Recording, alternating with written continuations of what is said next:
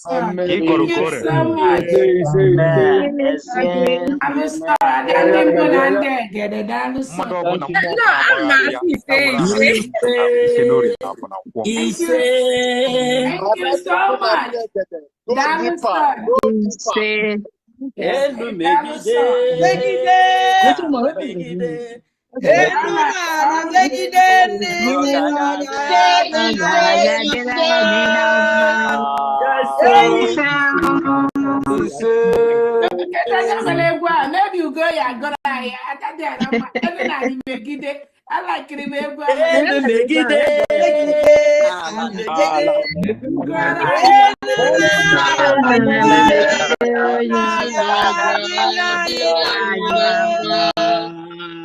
all right, thank you so much.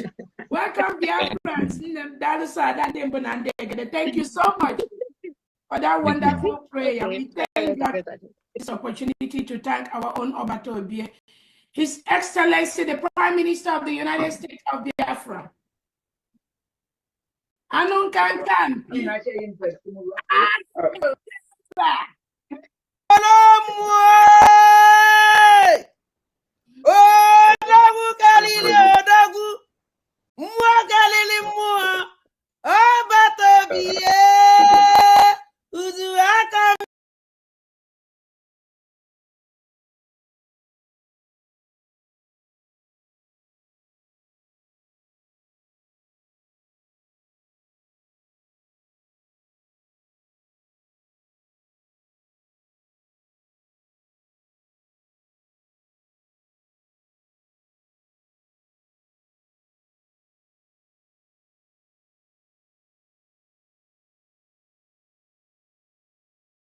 base kind of n'elu.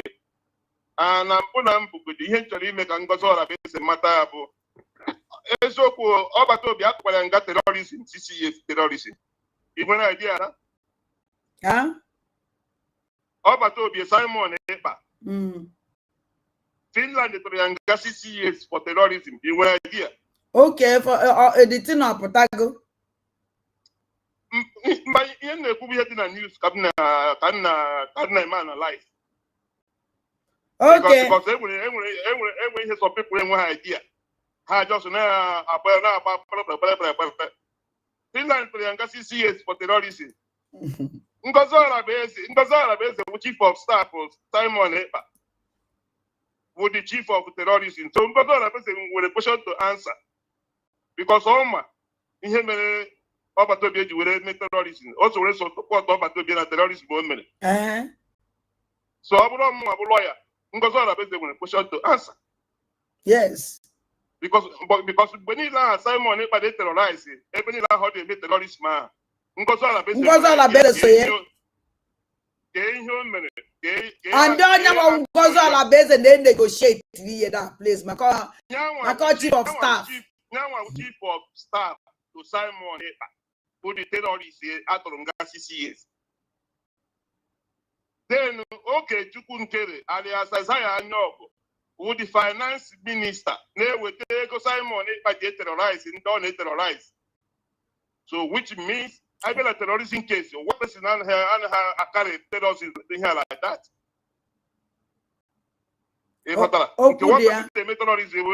Nke one person na-eme ewu ịnọ ọbụghị nọchi eto anyị n'obodo iwe ike buru egbe pụọ na street gbagbuchiwe ndị mmadụ ịghọtara aha dị kpatara onwe iche beti plant terrorist dị etu a ekpere ikpe na court nwetacha evidence from everywhere. The chief of staff nwere result na ọma anyị agba ịghọtara. Yes. So the court kwesịrị ime invite. O kwesịrị ime invite. Sure. Ọ bụrụ na eme invite ekwesịrị etresi phone number ya. I got for communication. Young one over to be at the plan. I saw the terrorists over to be at them. More results also not over to be only they make terrorists.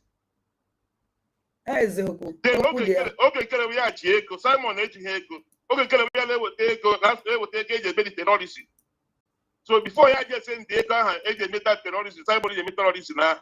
Oh, when Catania Simon para before I send the Simon they go to terrorist. When both jobs also not Simon plan we need that. So how they go how they know how if that is what goes around comes around. Sure. How they feel in a Simon I can make point like this one by one. They have questions to answer. Because that is how it works. When we put on the office now and when the case is something they do. I got you know like I got you know when I I'm going to Chinese pass release but I got you know when I gain him about this particular thing. Gain him about a phone, that your phone. But communication even with that person must say when other people in our plan because so we is can't on that terrorism I check the Simon Ekpa. So we are here watching them. In the morning, just when the people Basara Gozora base, also I be literate or be educate according to the information they here in a public data. On a Twitter handle, they are not very educate. Here by here the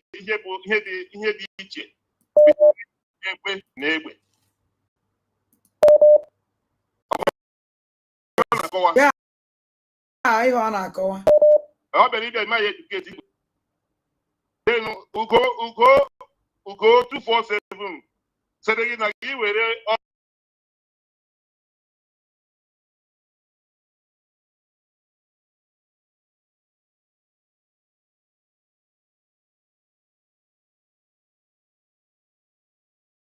Hello. Nah, up and I'm one GG. Hey, up and I'm one GG. No, una Biafrans. Oh, una Biafrans so come born and car.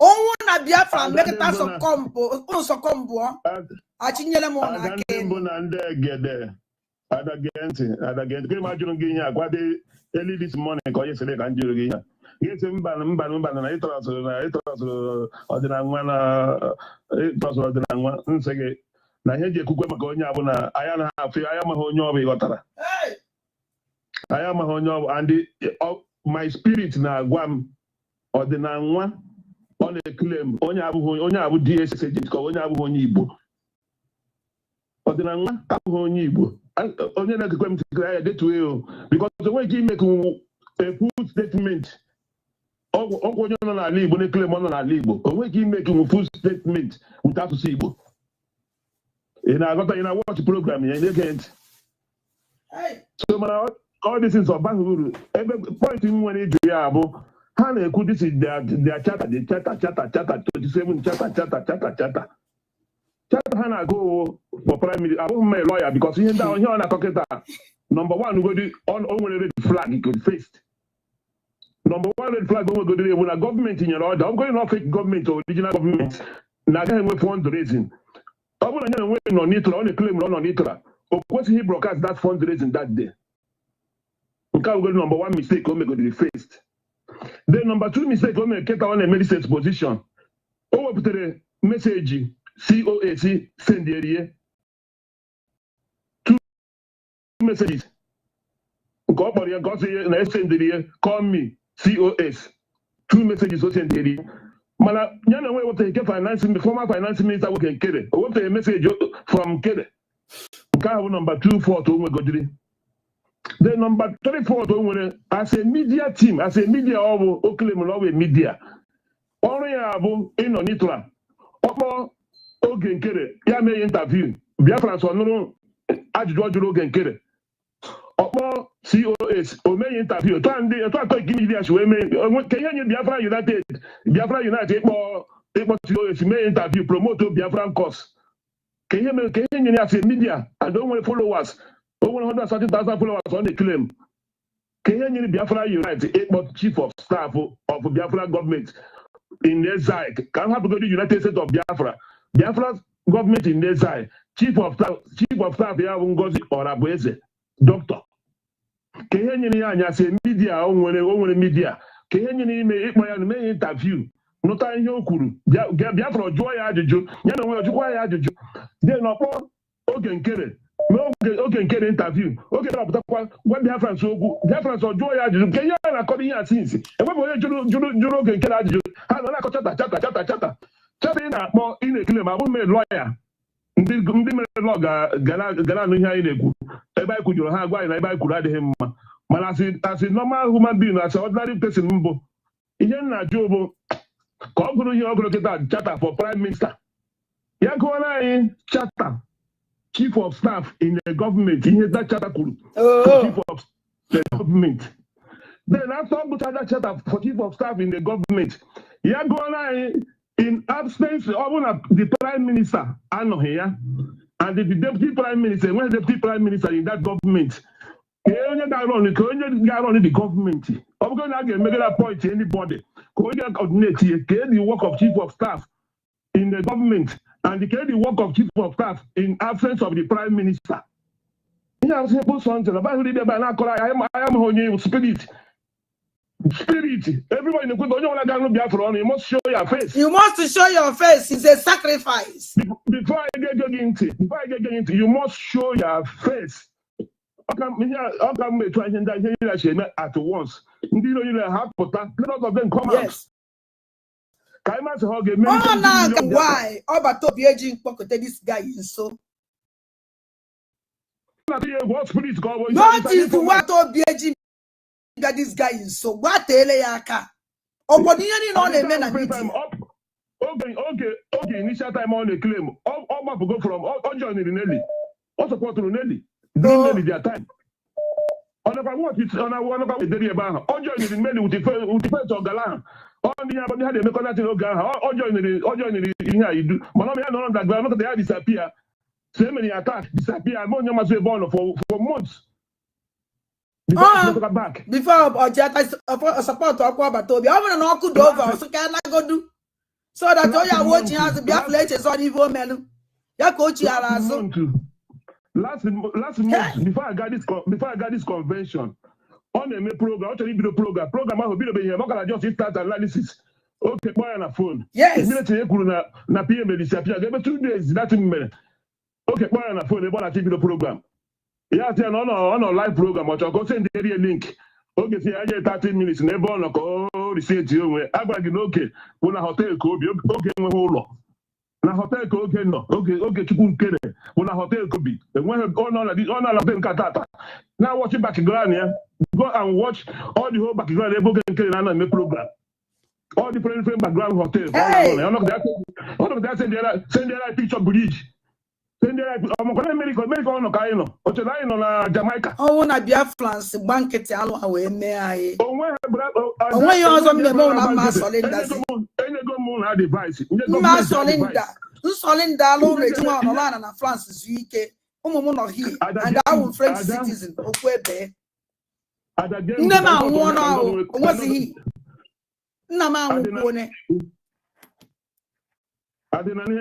ana m anụ ihe na-ekwu Cameron up because can hear very very important. They put me here in the morning in the program.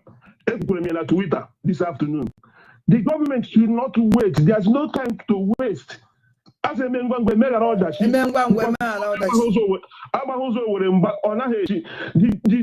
attorney should go direct to court. Court immediately. Let them come. Let them come. Here I was going government kind of we are in government. That is the government actually to see more because they did it only one of my yoga Biafra Unite. They want a court. Yeah, they want a court, and the court will America back account to the account to Nigeria or no. Account to in Nigeria. Account to in Nigeria. Let us see our government here in our true. Now, I have go United States of Biafra. This is the time they will show it. Those in Nigeria, Ghana, Abraham, Finland, Ghana, Bosso, in America, Ghana, Jesse. I can't do America came a period. In Ghana, the Canuna, London, never broadcast. I get kidnapped in Kenya. In Ghana, America, Biafra, I gave by the meeting in a court. Let them come. I'm happy to hear because I don't want to get you on. Nando. Hi. Oh no, we are not even a that somebody I like so much. I like this man with hope na onya mother. A man that na ikuku. Hello? Hello? Anadiam. Onna madam shop.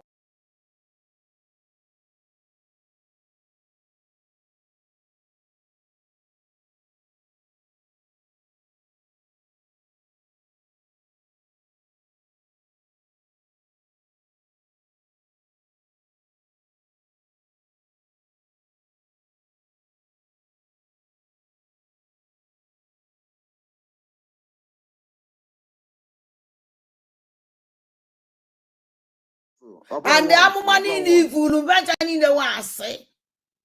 Because now money in evil, but when I'm evil, man on this mess, no, now. Amuma isn't 9 man on any way. And now we are 1 year, Yahweh. It may be carrying or keta, but they say none of my condition. Everyone Amuma Gunina wase. No one is your Kudiano. It's Namuma, we are a great woman, the whole world, the Wanina Yamoma can naso, the Akuma can nase, Pulumanas promo. And I'm no catching, no catching, no if you follow. Mona Carolina and Bez, I and I catch you. I even an now. Go on, when good citizen and Janos, never catching on the general social media. Everyone Amumaga walk. Okay. Nah, Okay. sick all. Thank God that I myself. Which you will tell it. Welcome wages now. Nabai. Own answer Mamma Onye or DJ. I want to my second. I'm not.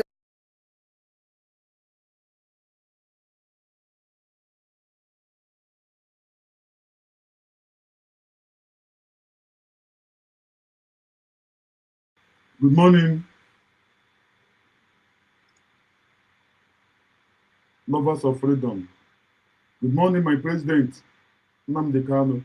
Good morning, my prime minister, Simon Ekpa. Good morning, number 3 citizen, Nwanyị ka Nwanyị, Afomuru Biafra, Deputy Prime Minister of the United States of Biafra, Dr. Ngozi Orebeze. Mommy, good morning, ma. Good morning, Finance Minister, Pharmacist, Indiana. Good morning, ma. Good morning, all the cabinet that are piloting this government. Good morning to you all. Good morning to all the armed forces of the United States of Biafra. Good morning to you all. Good morning, all the genuine Biafrans at large. Good morning to you all. Ekele m unu, ndewo nu, ndewo, ndewo. Eze Agụ, Daisy, ụtụtụ ọma. Agụrụ m idere. Asị onye na-uche obi ya. Onye na-uche obi ya. Ka m hapụ ịga afa. Thank you so much. I will look into it. Ndewo. Nne m Chidi Ebube dị Ngozi Ezinne, good morning here. Good morning here. Ndewo nne, Chukwu gozie gị nne. Chuka Francis. Good morning, Maazị. Ndewo, ndewo, ndewo. Ụmụ Biafra ekele m unu. Ekele m unu. Jenny wants o, Jenny Biafrans. Jenny Biafrans, because enwere ndị ka anọkwa nnọọ fide na ihe anyị mege amametu m ga-esi eti. Unu fọrọ ya mụnụ fọrọ the program very well. Unu ga-ahụkwa na enwere ndị ka nọ n'ishi. Ị ga-ahụ a grown up man ka nọ n'ishi. Ị ga-ahụ a grown up man ọ na-enyunyo enweghị ihe ọma. Pọn ihe niile ari Biafran TV na-akụzi. Enwere ndị ka anọkwa nnọọ amamụ ma ọwa obi ọjọọ ma ọwa amaghị ihe. Ahụ m ike ịkọwa. Pọn ihe niile nwa okorobịa na-akụzi mgbe ọbụla. Still pay attention. Ka ha mara how the government move. Enwere ndị ọwụ. Ha ka na-enyunyo okwa na-enyunyo. Iju onye nwa okorobịa pụtara nnọọ ajụọ ya onye ebe ọwụ na ọwụ onye Anambra. Mgbe a na-ajụwali ya gọvanọ ya, Jọsọ Soludo. Enegide m ka nọ m efufere isi. Ụmụnne biko ka unu na-abịa ọlọbụla unu ha ka unu na-abịa unu ekiri ike dị live button. Unu ekiri ike dị live button. Ọ wụghị by force or by choice. Or by choice. Ma ọ masị gị. Abịa m ikele unu. Believe me. You people really make us proud. Otu unu si pụta bịa join ya. Ma ewerekwa ekenekwe. One of our own. Bịa anyị massive love. Ịdị ịhụnanya ka isoro anyị yesterday. Blessing. Ịdị ịhụnanya isoro anyị yesterday. Ọsọ Chukwu ya gozi gị. And ihe m na-asị na nga ọbụla isi wepụta ya ihe iwere nye anyị. Na Chukwu okike abịa ma ga-enye gị mmaji pụrụ mmaji. Blessing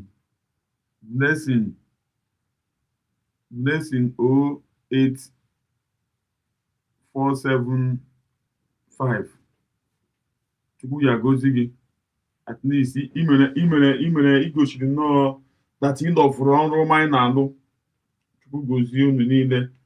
Eze nwa ife. Ngekwukwa na onye asị ya gụcha ma agụrụ ejize nwa ife. Maazị na ozi onye iro okoro.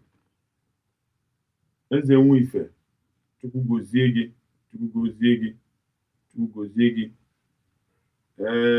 N'oge adịghị anya na ndị Australia abanyela New Year. Australia emene New Year. Enwere ka ụwa dị.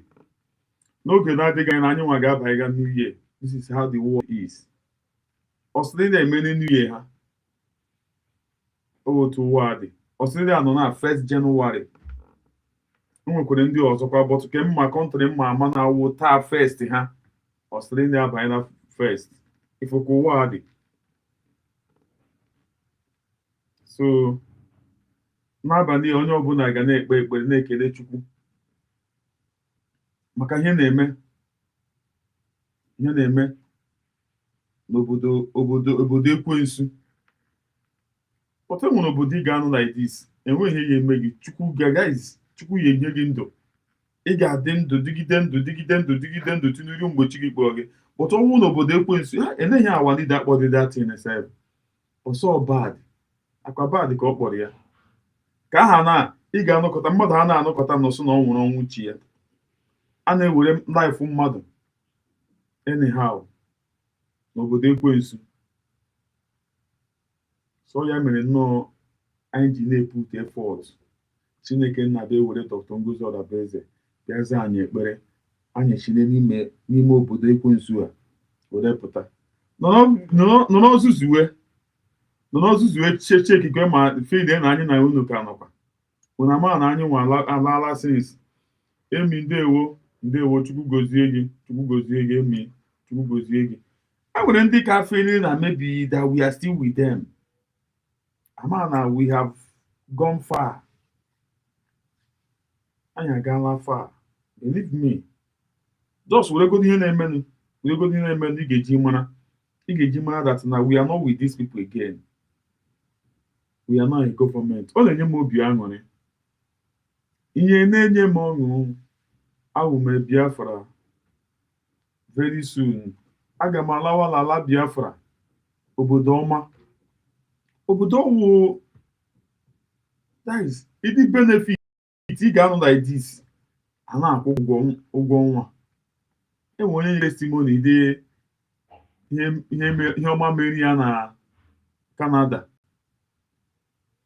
maachị ya si dị testimony a ya wee dị ihe ndị Biafra ga na-enye very soon because ihe Chineke nna jiri gozie anyị n'ala Biafra enweghị any citizen ọbụla kwesịrị ịta afụfụ. Enweghị any citizen ọbụla kwesịrị ịga n'obodo oyibo ga na hustle ga na mee illegal work ga na-arụ ọrụ ike ga na-arụ ihe niile ọ ga na-arụ. Sọsọ ihe anyị ga na-emewu anyị nọkọta nnọọ anyị nwere ike ịga ahụ ndị otu a na-enwe sọma akwụ na anụ ọsọsọ ihe anyị ga na-eme bọtụ ha nwa n'onwe ha ga na-abịa n'obodo anyị ndị Chineke na ya emezuru anyị ya. And unu ga-ahụ ihe dị iche unu ga-ahụ ihe dị iche believe me. N'ịdị mbọ anyị na-agba na ihe anyị na-eme Chukwu azaghị anyị ekpere. Chukwu nọ ọlụ. So some people ga na-ahụ ya na ọwụ ihe egwuregwu. Believe me, anọ m gechata nọ dị manụ one man n'abalị a na-ajụ ya gị hụ ga nwa okorobịa nọ na-ezuzu gị gbapụ n'aka. Sipụ na ọ dị preaching na ọ dị teaching na dị siri Biafran TV na-enye. That means enwere ndị na-anụ ya ka ndị ọ na-anụ ya maka jealous ọ gị. Believe me, enwekwa ndị na-anụ ya they know the truth but because of na ọwụ nwaanyị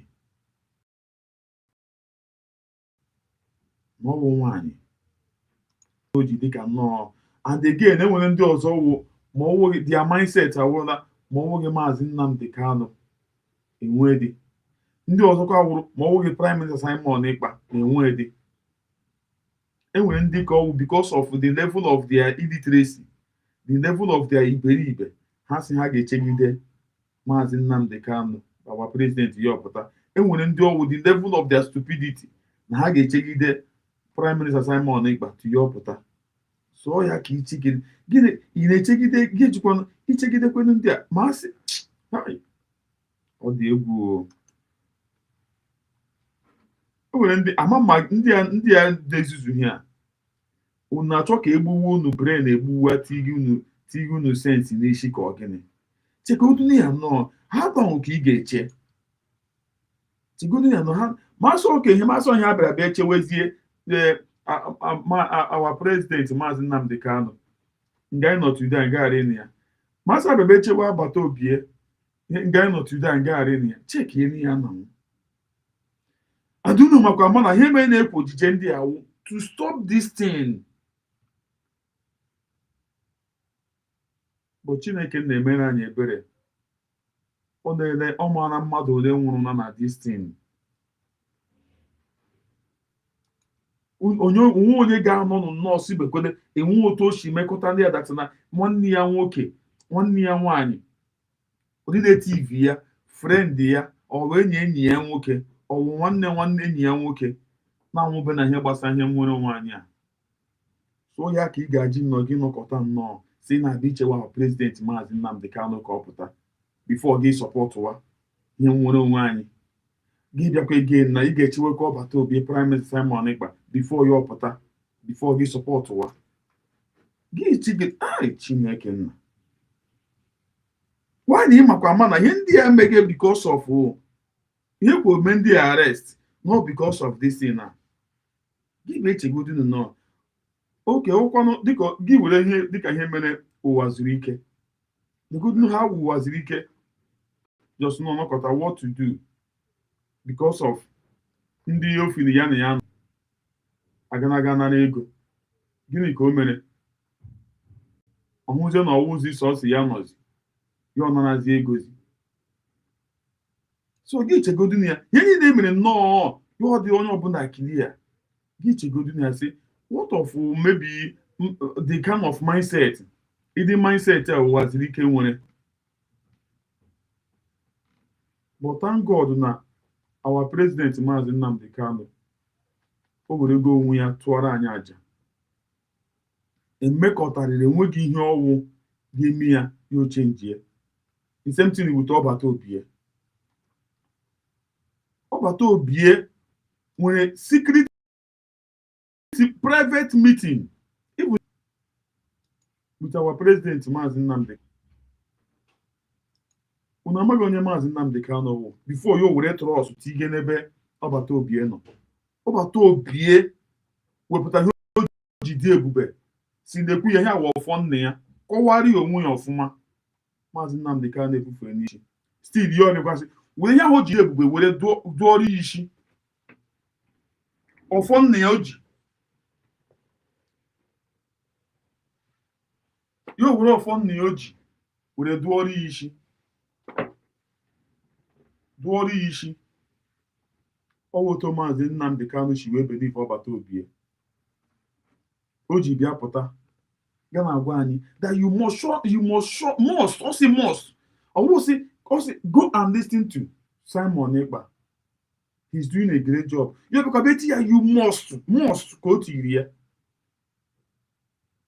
must ka o tiri ya because ọ mama na onye aṅụọra n'iyi and ọ hụ na onye a abịaghị for afọ ya n'ọbata obie were ibi making name and ọ ya mere ihe ọbụla ọ na-eme ya na-aga ihe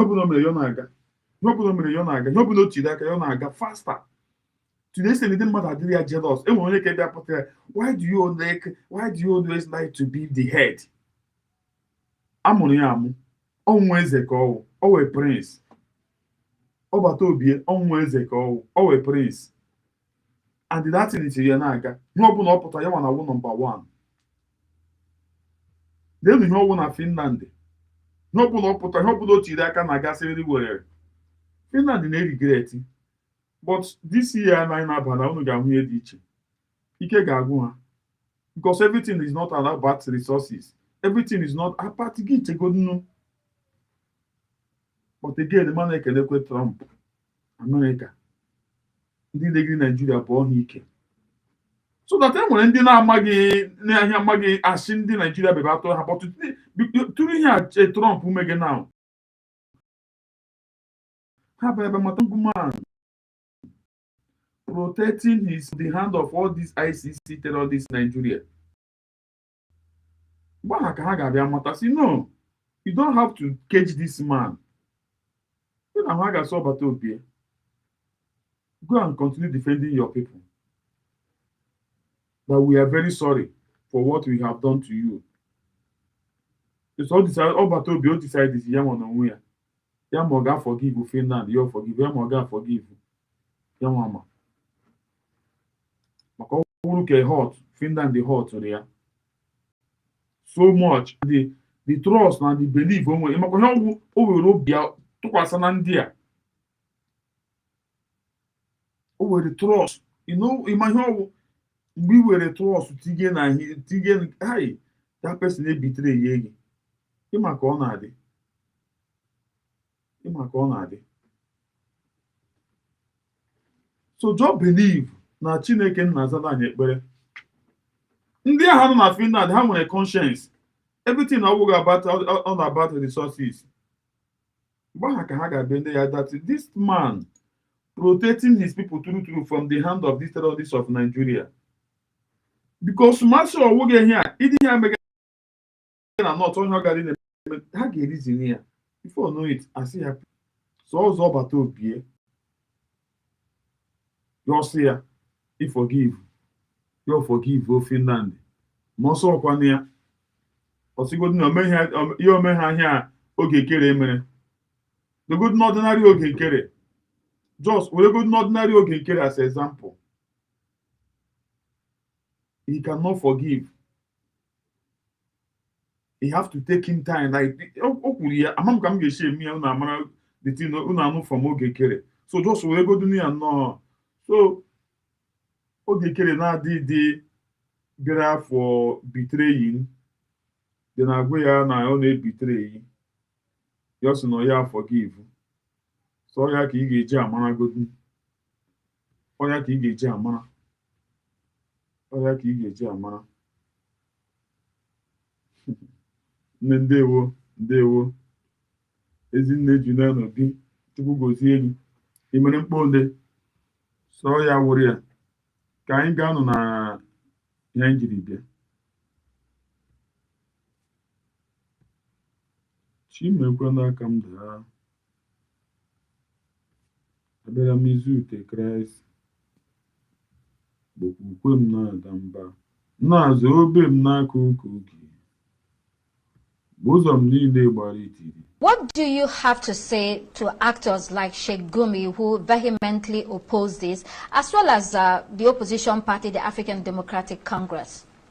Well, I don't want to address personalities.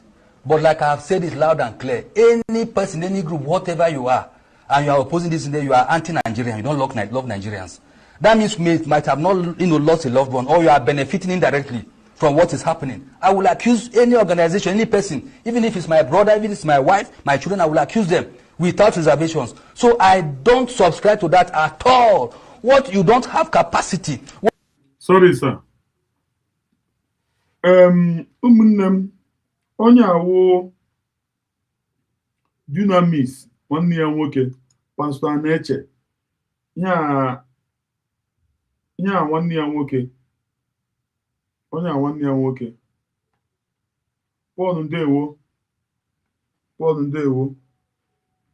Chukwu gozie gị nya nwanne Pastor Aneche nwanne ya nwoke dị nya geenụ ntị birikwenu you don't have the heart to do. Somebody is willing for you and you are coming out, opening your gutter and then criticizing that person. It is wrong. And now let's discuss further. We are joined live in the studio on Daybreak by Major General John Enenche, Pioneer Director of Defense Media Operations at the Defense Headquarters and former Commandant of the Army War College. Thank you very much, General John Enenche. You've seen, thank you very much indeed. You've seen what happened at Jabi, and we also learned that there was another precision strike at the Tangaza community. What do you make of this development?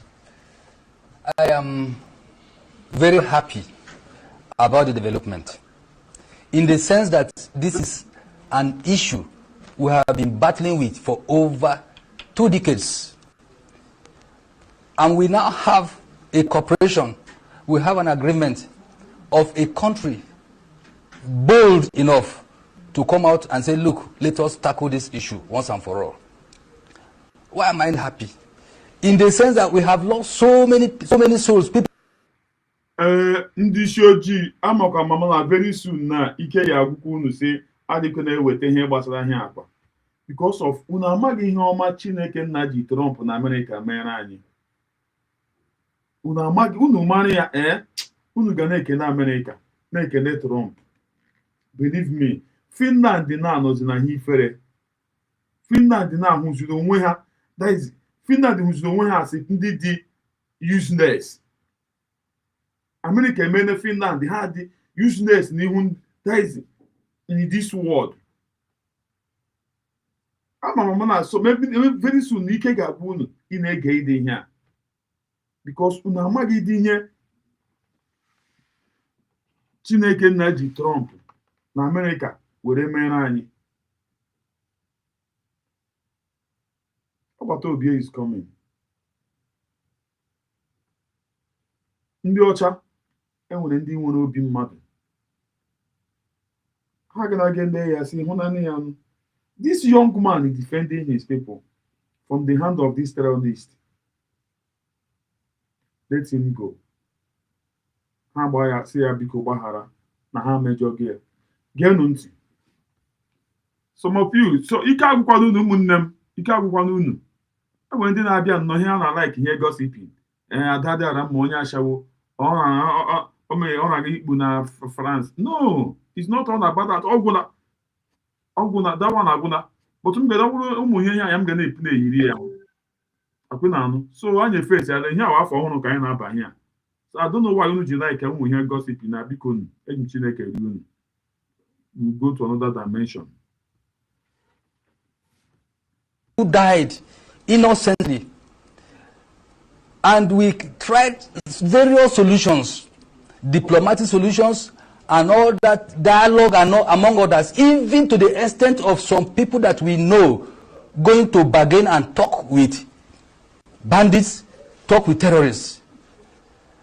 As if there was no solution, just like at the time the former president said that Nigeria's economic solution problem has defied all solutions, which we are seeing until today. I am happy because as a military man and somebody who fought in that area, but in the Northeast particularly, over 20 years ago, and I saw with my two eyes the casualty and the rate, and then the devastation that has happened over time. I'm doing the work now, and I see when I came to the portion of the casualties that have been recorded. Now I look at it because one security that affects all is a human security. It affects economic security, cyber security, and all that. With a human being, we are talking about human beings. And it's like we didn't have any solution. Now, America has come out, bold, audacious. President Donald Trump came out and said, look, we're going to help you, we're going to assist you. Now you look at the cost of their investment in all this. I don't know whether we bargain with them to pay them something. No, I don't know. Sacrifice. So I'm happy because it is the beginning of the good things to come in this country. Okay. You're so confident that this is the beginning of good things to come in Nigeria. You've also said, let's tackle this issue once and for all, insinuating that the involvement of America will put the lead on this. For some, they will disagree, saying this may be the road to Syria, to Iraq, to Afghanistan for Nigeria. Your response to that? Our response in this kind of situation is always different as Nigerians. Where you expect the negative, you see the positive. The pessimists, those people, I look at them as people as enemies of this country. Why didn't we look at what happened when we went to Liberia and Sierra Leone? Anywhere, Congo and all in those days, anywhere Nigerians cooperate and come together and agree on a particular thing, we always get the result. That is the point I'm making. Now we have agreed, the America has taken the lead for us. All we need to do is to follow up with the backup actions of taking ownership of our security, indigenous homeland security measures, put it in place, and then we are good to go. We can never, I can tell you that Nigerians can never, those people who are doing that are just instigating and insinuating people. And I want the government to take a look at them critically and put them to check. Because from what you hear, that is what spans you to negative action. So I can say that confidently, this is just the precursor. This is the beginning, the first step. Now we are confident, and these bad people, I can tell you that they don't want to be followed. The staging area, the assembly area, that is precision, because there was intelligence shared. And I believe that because I'm privy to it, to some extent, and intelligence was shared, and you now got that location. And people are saying, where did we? No. The fact that the location was gotten from far away. Look at the capacity. Look at the weapon used. Do we have that capacity? So I can say that this is a beginning of the things to come, and then it will be tackled, because they will not hand over to us. They may not come foot on the ground, but we now have to do the foot on the ground. We have to put the necessary resources, and that is why all the state governors, local governments should now come in support of this effort.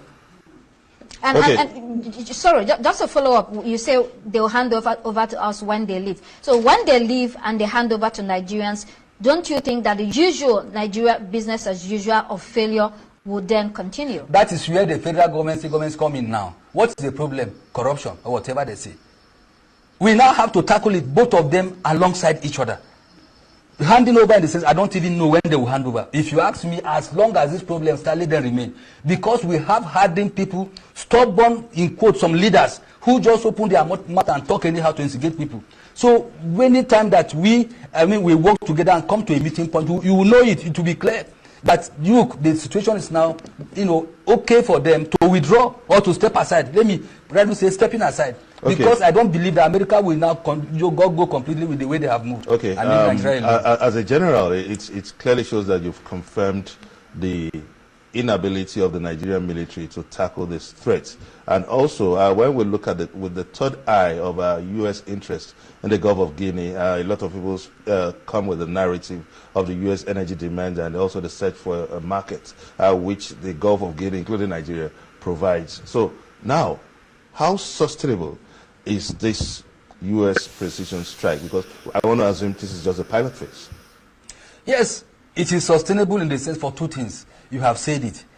Of course, from history and from what we discovered from our engagements abroad, particularly in Liberia and among other West African countries, we don't normally put anything on the table as per what we gain. But a wise country will always put something on the table. A country that is economically wise and then also look at return on investment. Everything in life, most things are returns on investment. So if that happens, the relationship for me, it will last as long as possible. That is one. And even if they had put something on the table, not being made public to Nigerians, it's okay. There's nothing wrong in that at all. Then secondly, yes, we need to invest now and begin to put our house in order to be able to continue. Of course, like I said, it will be difficult for them to come and put. I don't see the sign coming that American soldiers will come and begin to do what we are supposed to do from bush to bush, like forest guard, the military, the vigilante, and all. That is where we now come in as a country, as a people.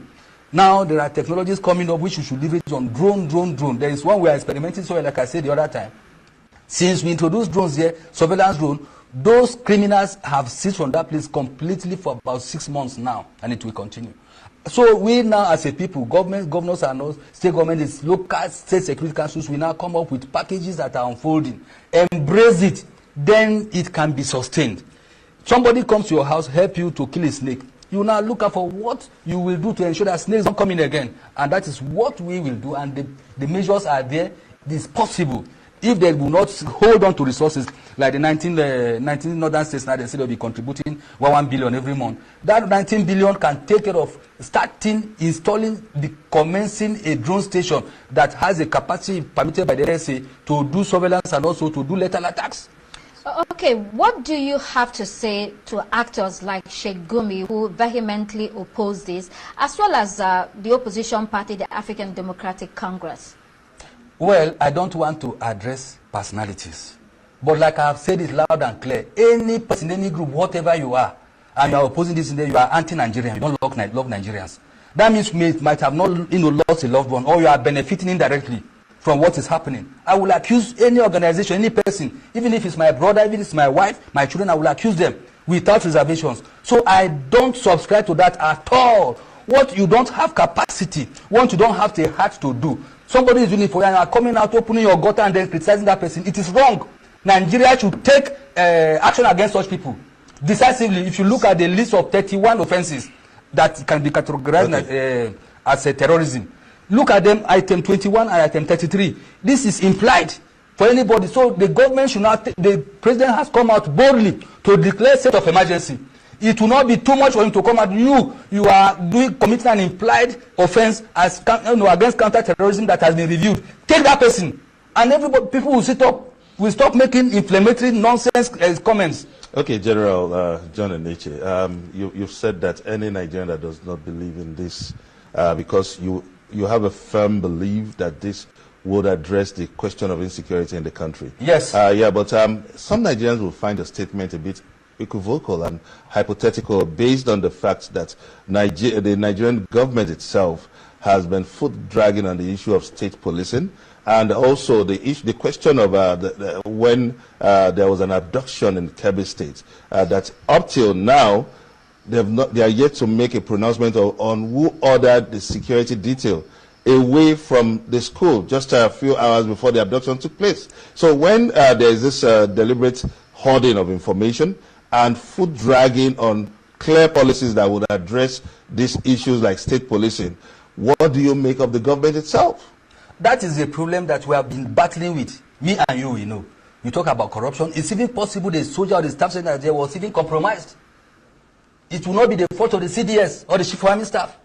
Is it not the children we have brought up? Is it not the system? Is the type of army you want, the type of system community you want? That is what, and that was what has been our bane in this country for long. So now, what I will say in addition to that is that, like I made the comment, we should make constructive contribution and not destructive. These people, they are destructive. Right. You know what you hear influences your action. Okay. General, we were entering an uncharted territory with this. It's probably the first time this is happening in Nigeria, and some people view this as damaging to the perception of the Nigerian government or the Nigerian state and its sovereignty as weak. How would you respond to that? Is it the first time that we have been damaged? Is it the first time? It's not new. They have categorized us as a corrupt nation, on which list it kept increasing as far as I fold up. So it's not new, but if such a thing will come, but at the end of the day, we save the lives of people being lost on daily basis. For me, it is good. Categorize us anything. Now, for instance, you now say Jesus Christ told the prostitute, go and sin no more. If now we are categorized, but at the end of the day, the end justifies the means. We get our people protected. I was just saying now to travel for Christmas problem and all that. And once we get that right, I can assume rightly that in less than 5, 6, we are through and it's going to be a forgotten issue. But the most important thing for us, both the government and the populace, is to support this effort collectively, and then we stop this menace, monstrous menace that we now, say people from outside the country. And what about our local people? What about the collaborators? What about the inflamers? Okay. Just because you've said so much about your confidence in this exercise by the U.S. government. But now let's look at the post-U.S. strike situation. Because you talked about compromise when you were, does that suggest a confirmation of the infiltration of terrorist elements into the Nigeria's security and defense architecture? Because if that is so, how do we intend to consolidate on this U.S. strike, given a highly compromised security and defense architecture? What we should do, the government should do, is that no sacred cow. In the first place, once there is no sacred cow, I tell you that down the ladder, from the major general to the lance corporal to the private, it will be checked. If now, for instance, let me use myself as an example now. General Nenche come and then compromise, and General Nenche come and make a comment to whatever destructive point, and then something happens, pick me up, take me out of the system. That's all. And once they see that the lance corporal, the sergeant will not do what if they are complicit of what we are assuming that they did. So that is the way I feel we should go. No respect for rank, no respect for position, for any name. Whatever the person is, heaven will not fall. Sky will not fall. All right. General John Enenche, retired Pioneer Director of Defense, Media.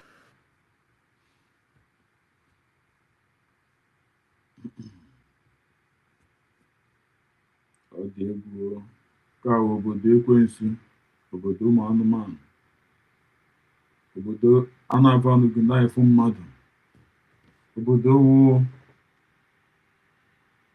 chibọ n'ụtụtụ anụ ọzọ, obodo wụ chibọ n'ụtụtụ anụ ọzọ. Insurgency in Nigeria, but unknowingly to Nigerians. Now let me rewind a bit. On 25th of this month, which is Christmas Day, ISWAP want to carry attack on Christians. We should notice that on time and strike their camp. And Trump did not just strike their camp, he struck the headquarters of jihadists, the caliphate. And ever since then, the Northerners have been crying everywhere. Not just the Northerners, the radical Muslim from every region of Nigeria, they've been crying, trying to downplay what Trump did, make the whole of you na mumu thing Trump do. Some of them are going up and down, trying to make you feel Americans are here to steal us. What of if they steal us? The resources we have, has it benefit any of the individual Nigerians? Why others are making it look as if it's chemical weapon is going to affect the villagers, make we stop this thing wey Trump dey do and all of that, just to cajole us. Now, because of say 1,000 plus ISWAP was spy by Trump, which they claim nothing like that happened, but we will know say something like that happened. They just want downplay effort. Ever since then, Gumi don dey everywhere dey cry. He went from platform, from social media, from broadcast to broadcast, letting the whole world know that, oh, Americans, we shouldn't support American, try to convince we Nigerians. If be say Gum dey cry for container, in tears for don full 4 tanks. So inside in agony and pain, he mistakenly utter some words that a lot of you Nigerians did not observe. And I did not blame you guys because sometimes hunger dey make person no think quick. I swear. But for me, Tony Smile, as my hunger dey catch me, I still dey reason. Yeah. Now after the whole thing, Gumi now call on Nigerian, we should call on Turkey, Pakistan and China instead of calling on America. And behind his message, there are a lot of hidden things that you Nigerians do not know. Now let me now tell you what is behind those messages. My own observation. If you stick around to the ending of the video, you will understand what I'm saying. Now first, the 3 countries, Gumi said we should call for help instead of calling American. Let me go with Turkey. Turkey are known for radical Muslim. And the people in Turkey right now, they are not the original owner of Turkey. They were people there before Turkey now coming. Those people in Turkey right now come in and wipe them all, took their land from them and claim it to themselves. This same person, Gumi say we should call help from. The second one is Pakistan. Pakistan are known for radical Muslims. They were so radical and deadly to the extent Indians have to separate themselves from them. Because when it comes to pai, they like and well. Now the third country, which is China. A lot of you Africans, you do not always know the real oppressors. Yes, America is not our friend. China too is not our friend. Any continent aside African continent, they are not our friend. Europeans deal with our ancestors, our great-grandfathers, to loot our resources. Let me tell you what some of you did not know. Do you know in 20th century, it's Chinese that is dealing with us Africa? Do you know that out of all the mining sites all over Africa, you will not find American people there? The people you will mostly find there are Chinese. Now, if you are sensible enough, ask yourself this question. Why are you saying America are the ones sponsoring the T group in Nigeria or in Africa? But why is it that it's Chinese people that are on the sites mining our resources, mining our gold? Because where those T group bandit people are, ISWAP are, is the land that have resources, natural resources, mineral resources. But why is it that the same American you claim that they are the ones sponsoring T group, they are not always on the field mining those gold? Why is it that it's China? Go to Nigeria, all those areas that are full with all these ISWAP whatsoever that they are sending people out of that villages, you will see Chinese people mining in those villages. You will not see American people. Go to Ghana, the same thing. Go to Cameroon, the same thing. All over Africa, Chinese are everywhere mining illegally. How can American be sponsoring T group? Why they are the one that are supposed to be on that field, but they are not the one mining, but it's Chinese people that are mining? So these 3 countries, Gumi have said they should come and government. It should show to you that these same 3 countries are behind the insurgency of the country. When Ayaran won't come save us, the Christian of Nigeria, Gumi is now calling for the people that are behind this insurgency of Nigeria, and a lot of you Nigerians are not seeing this. Anyway, share your thoughts on the comment section. Response.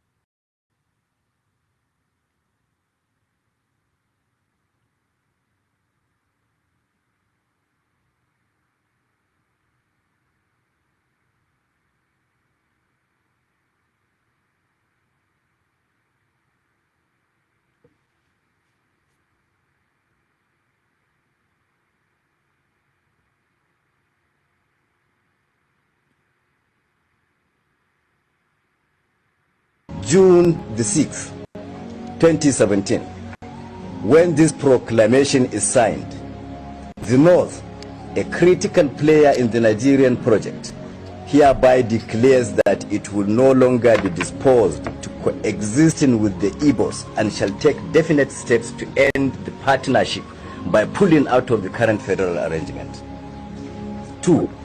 This conclusion is necessitated by the realization that it since ceased to be comfortable or safe to continue sharing the same country with the ungrateful and cultured Igbos who have exhibited reckless disrespect for the other federating units and stained the integrity of the entire nation with their insatiable criminal obsessions. 3. Rather than certain sections holding the whole country to ransom at every stage, each should be allowed to go its own way, as we categorically proclaim today that the North is fed up with being the same country with this pack of acrimonious Igbo partners. 4. The North hereby openly calls on the authorities and other national and international stakeholders to acknowledge this declaration by taking steps to facilitate the final dissolution of this hopeless union that has never been convenient to any of the parties. Prelude to final separation. 1. Recovery and control of landed property. As a first step, since the Igbo have clearly abused the unreciprocated hospitality that gave them unrestricted access to and ownership of landed properties all over the North, our first major move shall be to reclaim, assume, and assert sole ownership and control of these landed resources currently owned, rented, or in any way enjoyed by the ingrate Igbos in any part of northern Nigeria. Consequently, officials of the signatory groups to this declaration are already mandated to commence immediate inventory of all properties, spaces, or activity in the North currently occupied by the Igbos for forfeiture at the expiration of the ultimatum contained in this declaration. In specific terms, the groups are directed to compile and forward an up-to-date data of all locations occupied by any Igbo in any part of northern Nigeria, including schools, markets, shops, workshops, residencies, and every other activity spaces. 2. Relocation notice. Secondly, with the effective date of this declaration, which is today, Tuesday, June the 6th, 2017, all Igbos currently residing in any part of northern Nigeria are hereby served notice to relocate within 3 months, and all northerners residing in the east are advised likewise. 3. Enforcement. All northern civil society and pressure groups are by this declaration mandated to mobilize for sustained coordinated campaigns at their respective state government houses, state houses of assembly, local government council secretariats, and traditional palaces to mount pressure for steps to be taken to ensure enforcement of the directives contained herein. Conclusion. In conclusion, we are hereby placing the northern authorities, the Nigerian authorities, and the entire nation on notice that as from the 1st October 2017, we shall commence the implementation of visible actions to prove to the whole world that we are no longer part of any federal union that should do with the Igbos. From that date, effective, peaceful, and safe mop-up of all remnants of the stubborn Igbos that neglect to heed this quick notice shall commence to finally eject them from every. Thank you for watching my video. It's your boy David Miracle. Please comment, like, and share. Follow my page for more updates. Thank you. For the reason why eji na-agbaga shop ndị Igbo ọkụ na Lagos State yesterday no showed once ndị Igbo nara gị celebrate. For the reason why okwu ekwuru nwa iyi chai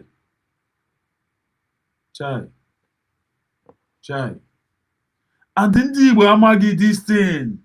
Ndị Igbo amaghị this thing. Ha na-ataga afụfụ a n'aka ndị a. Ha mara abakwa ntị ga-echikwa ha. If they know, they will not even listen. Try. And they give even hell.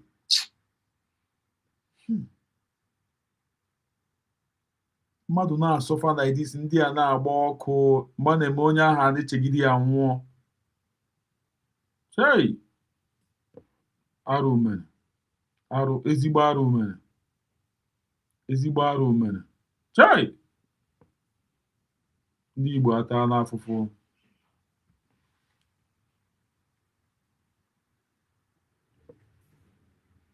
We should, much as we eliminate the ones in the bush, there must be a similar treatment given.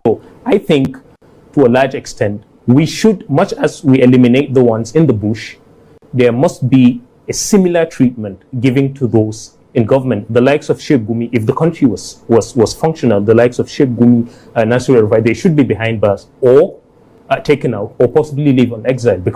But unfortunately, you find a policeman standing behind a man who speaks on behalf of terrorists simply because he has some religious, pedigree or whatsoever he wishes to call it.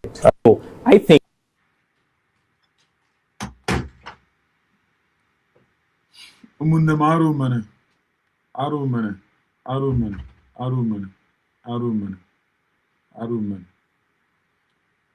Ekene m onye ọbụla, ana m asị ka ọbụla onye chi ya zeno, aga m esi ụmụ di ya hia. Chukwu gozie unu ndị bịara pụta today. Ana m asị nọrọ n'ọfụma, ekene m unu niile. Ezinne, Chukwu gozie gị. Nne, Chukwu gozie gị. I'm special, Chukwu gozie gị. Thank you, I love you all. Ka emesịa nụ, bye bye.